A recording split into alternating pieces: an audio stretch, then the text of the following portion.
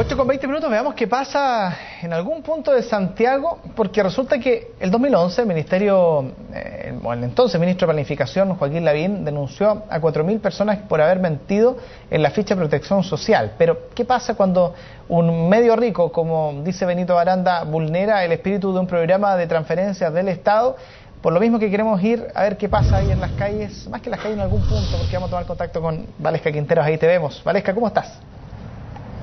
Sí, Germán, queremos conversar justamente sobre este tema con quien escribió una columna al respecto, Benito Baranda, el presidente de América Solidaria, haciendo esta analogía bastante interesante entre dos situaciones que se dan respecto al uso de beneficios que entrega el Estado y lo que apunta esta columna, por ejemplo, qué es lo que sucede con alguien que adquiere un subsidio habitacional y que quizás no es que no lo merezca, pero que sin duda a lo mejor pueden haber muchas más personas que necesiten esto.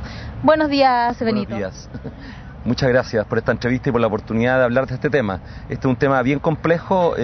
La semana pasada yo estaba fuera de Chile trabajando y llegué y hablé con el ministro de Vivienda. El ministro de Vivienda me aseguró que esto ya no ocurría hoy día, que por los actuales sistemas era muy difícil que una persona accediera a un subsidio no teniendo la condición social, ¿no es cierto?, que meritaba ese subsidio.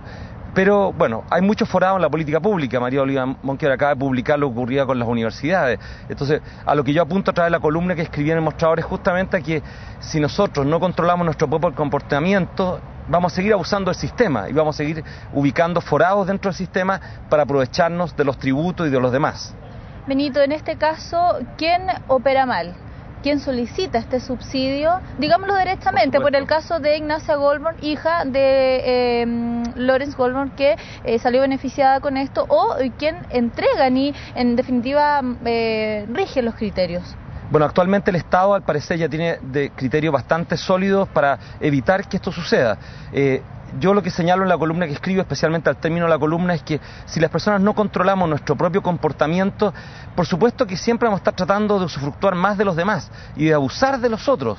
Y eso es algo característico, sobre todo de las comunidades latinas, de todo el continente latinoamericano, y especialmente nosotros lo vimos en Chile, cuando abusamos, ¿no es cierto?, de un beneficio que ha sido otorgado para personas de clase media emergente, que provienen muchos de ellos de la pobreza, que van saliendo de la pobreza, y el Estado hace un gran esfuerzo para que estos subsidios lleguen.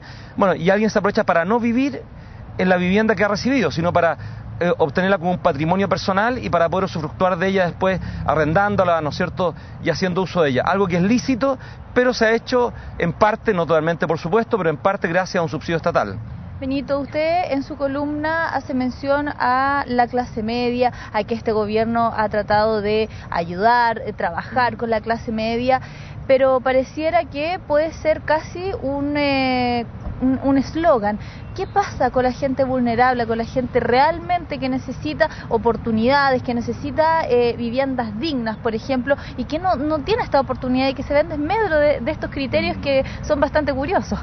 Bueno, en el caso específico de la clase media, por lo que hemos visto en la construcción de vivienda, al parecer especialmente en el último año hubo un aumento fuerte de construcciones vinculadas a la clase media y de nuevos proyectos. En los sectores de mayor pobreza ha costado más sacar adelante los proyectos por el cambio en la política habitacional, pero este año en la entrega de subsidios fue más alta, ¿no es cierto?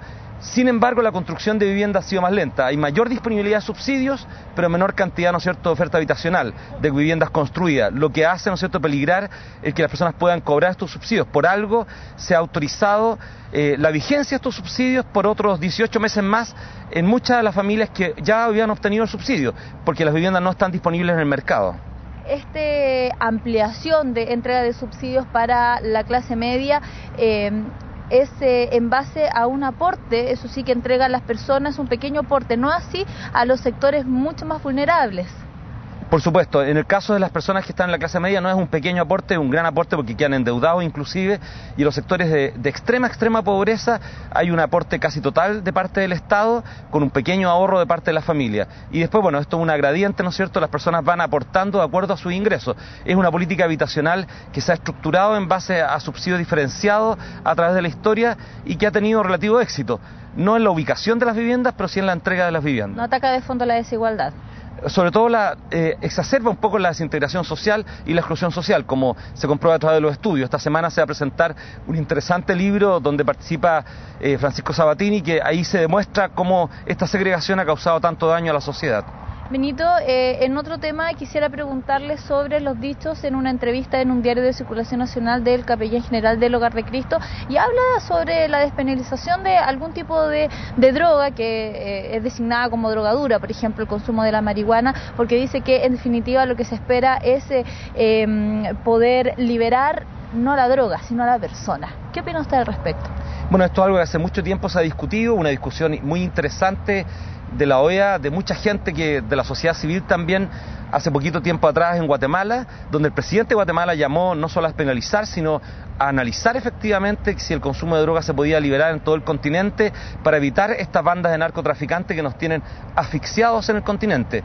En el caso específico del consumo personal, bueno, existe un análisis bastante detallado acerca de esto en varios especialistas.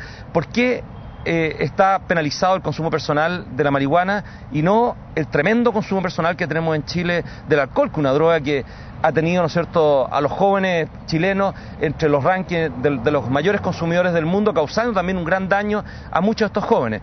La despenalización del consumo de la marihuana en particular es algo que ya se viene discutiendo hace mucho tiempo y que debería ser parte de las grandes discusiones que vienen en la política pública chilena, y ojalá que el análisis que ha hecho el padre Walker sirva para poder llevar adelante este deseo también de mucha de la gente en Chile. A juicio de usted, ¿qué es la peor consecuencia de la penalización?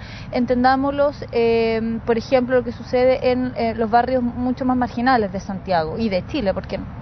Bueno, la penalización trae grandes daños. Basta ver las cárceles de Chile, ¿no es cierto?, y las consecuencias que eso ha causado, la persecución. Hubo un caso emblemático, ¿no es cierto?, hace un tiempo atrás, un hermano de uno de los animadores de televisión chilena, donde se demostraba el tremendo problema, ¿no es cierto?, que ocurre cuando se penaliza el consumo. En ese caso, por supuesto, al parecer había más que consumo, pero al final lo que tú estás haciendo es persiguiendo a personas por una decisión que ellos han tomado de manera individual, y eso termina causando que el sistema judicial chileno, el sistema también penitenciario y la vida particular de esas personas se vea destrozada y quedan al final estigmatizados por el hecho de consumir. No así, por ejemplo, con el caso del alcohol. Entonces, la comparación termina siendo casi absurda, ¿no es cierto? Y termina al final reventando el sistema judicial, provocando un gran daño a las personas y además metiéndose en la vida individual de manera bastante violenta desde el Estado. Benito, le agradecemos este contacto, también por ahondar un poco más sobre esta columna, que la pueden encontrar en el diario electrónico El Mostrador. Se titula Los falsos pobres. Hay una interesante visión de lo que sucede en este aspecto. Germán. Claro, interesante columna y discusión también que se plantea sobre la mesa en torno a estos temas. Muchas gracias, Valesca, por este contacto. Que estés bien. Chao, buenos días. Chao.